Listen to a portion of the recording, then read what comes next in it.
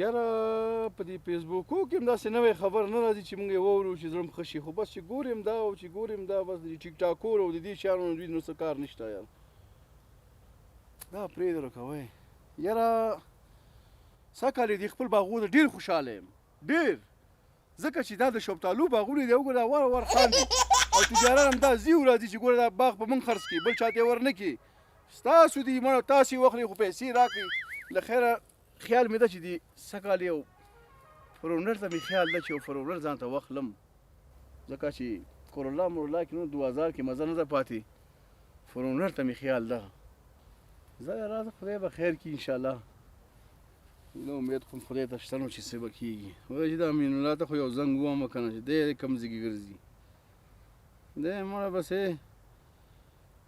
په در هزار او ما در هزار دا غم په خدای که دغه ورځ ښه شي. نام بند دی یار دا اوس وګوره کته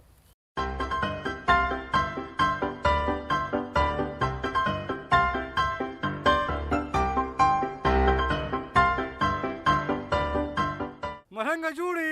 کراري ده درغلمه خواته دي وروره. یلکه لالجو ستړی مه شې ستړی مه شې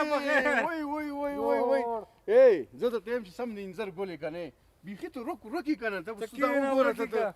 او ګوره ته په داسې وخت کې هم راغلې که نه چې تش ګلان دي میوې نشته سړی د میوو په وخت کې راشي که نه او د خدای تعالی نیکبخته یو نوس ملګري مې ځان سره راوړه چې میوې پې وخورم دا وګوره ته ماشاءالله دا وګوره یاره ملنګې ماشاءالله باغ خو دې ښه غړېدلی ده مه کوه چې د نظر یې نه کړي ګوره راته که نه دلته خو مې ګوره ډېر په زړه کې مې امیدونه پراته دي که نه ګاډی اخلم ګاډی بیا به مخکې سیټ کې سره ناست دي او داسې او داسې او داسې چکرې به درکوم پغمان ته به مې پکې بوځم وروره. ای ملنګه دلته به موټر څه کې دلته یې موټر قدر شته نشته. ای داسې ځای ته دې بوځمه چې دا باغ ماغ به درنه هېري موټرو کې به ګرځي لنډ کروزرو کې به ګرځي لنډ کروزرو کې نوي نوي ماډله بیا کل کېږمه چې دلته یې وانخلې ګوره. یلکه لالجو دا کوم ځای ده چې زه دې حیران کړمه ته ما کوم ځای ته بوځې ګوره ملنګه سر دې خلاص که په غوږونه دې داسې ونیسه چې در باندې ښې واورمه داسې به ځو په ایران بیا په ایران نه راتاویږو ترکیې ته ترکیې نه به بیا ځو بلغاریا ته بلغاریا نه به بیا ځو یونان ته یونان نه به بیا ځو فرانسې ته فرانسې نه به بیا ځو لندن ته لندن نه به بیا ځو امریکې ته موټرو کې به روانې یو رقم ته موټر دي هلته اوږد پلین لري په هغې کې کښېنه په هغې کې هم پېنه چې دا روان ده خو که ولاړ ده داسې شي کې دي بیا یم ځان برابروه چې د خیره سره ځو کاش اکبر سره مې خبره کړې ده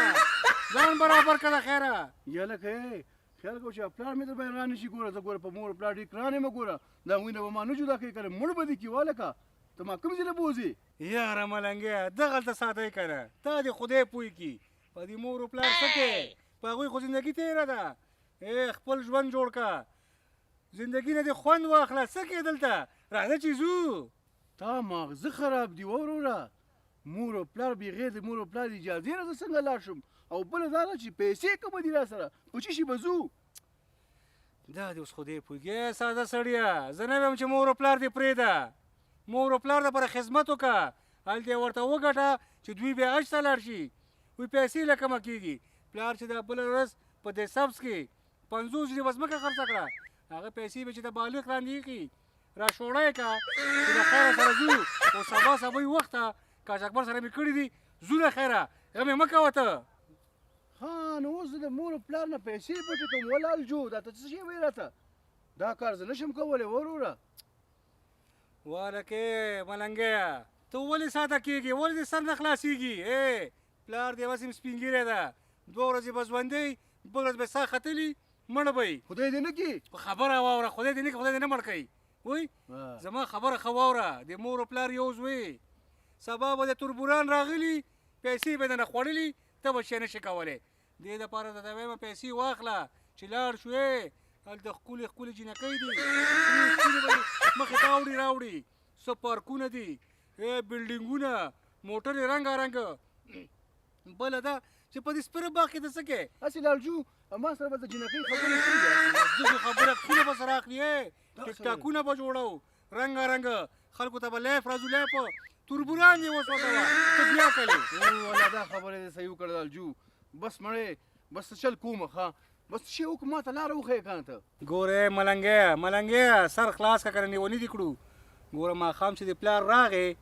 پلار چې د څنګه سملاسته عادي به دې هم سملي لاړ به شي بکسونه مکسونه به ټول ولټې چې دوی شي په کم بکس کې پیسې ایښي هماغه پیسې واخله راځه چې ځو د خیره سره سبا وخت ته ځو هو ولالجو